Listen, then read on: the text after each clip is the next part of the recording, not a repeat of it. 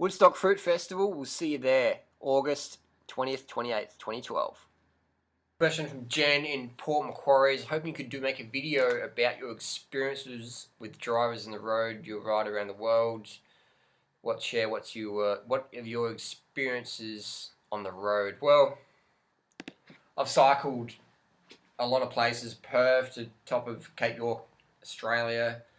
So just a lot of redneck areas there, but I had no problems except for maybe once you're in Queensland or certain parts of South Australia. Cycled Seattle down to LA, cycled all through Europe, Spain, Luxembourg, Belgium, Holland, Germany, France, England, Holland, Netherlands, and Asia, Singapore, up to Cambodia, done a little bit of Central America, not a lot, but just Costa Rica. I've found Australians definitely, hands down, the winners of fuckheads on the road.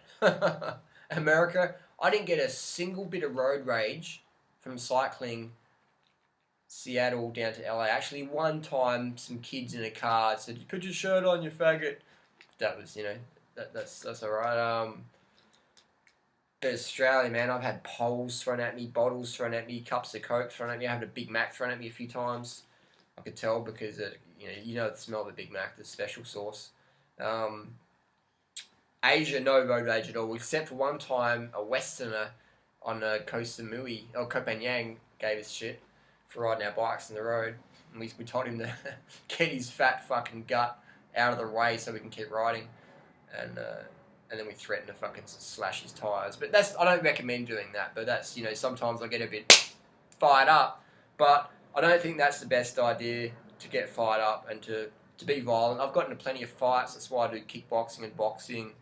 And it's good to have self-defense. I think the main thing is have self-defense, and I know how to fight, and I know how to run. So if I can't beat anyone in self-defense, I can always run. So the violence, it's sometimes you got to defend yourself. And I'm not saying that's recommending people to do that, because everyone's different situation. But I'm saying to myself that I've had plenty of bingles and panel beating and stuff like that, and blood noses and dropping people on the ground, stuff like that. But I don't think it's the best thing. But sometimes you snap. So you always want to be careful what you do, because you don't want to kill anyone, because it can happen, man. It's easy to kill someone. You punch them in the throat, they're down. So you always want to avoid violence, I think, if you can, or just be a skilled fighter and know how to take down someone, things like that.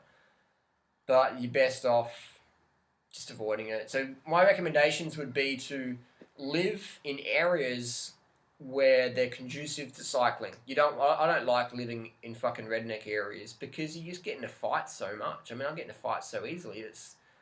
I don't live in places like Sydney, because it's just punch on all the time. Adelaide's getting pretty good.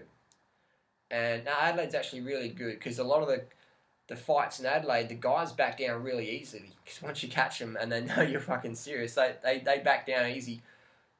Gold Coast is pretty good for fighting. Like, bit of fuckheads in the Gold Coast. It's easy to get in a fight in the Gold Coast. Brisbane's pretty good. Darwin's pretty good. Cairns is alright. It's getting better. I think it's getting better, and the main thing is just do it, get out there. But I always live in areas where I can train with other cyclists, and now I'm into running. I train with other runners, and kickboxing. I always like to have a place I can train and spar with other Muay Thai fighters. So you want to, and then when you're in that area, you have more consciousness, you have less fuckwits, because the more people train, the more conscious they become in terms of being nice to other people and being considerate. So my tip there, Jen, would be to move to places that are more conducive to the lifestyle, because that's what I do. That's what I've always done. Even when I was living on, I remember getting hit by a bus once, and I was living on welfare. I still lived in a place where was conducive to, cycling around, things like that. So I was on minimal income, but I still managed to move to a place that suited my lifestyle preferences. So it's not about the money. Just as an example, it's not about the time or what. It's just about the desire. And my tip for cycling would be to places to live as a runner, as a cyclist, would be the Gold Coast, would be Adelaide, definitely. Adelaide's fucking world class. In Australia, in the US, I'd say New York's good if you're a runner. Cycling's pretty good in New York. Good but it's probably San Diego, areas around Los Angeles near Santa Monica there, it's alright.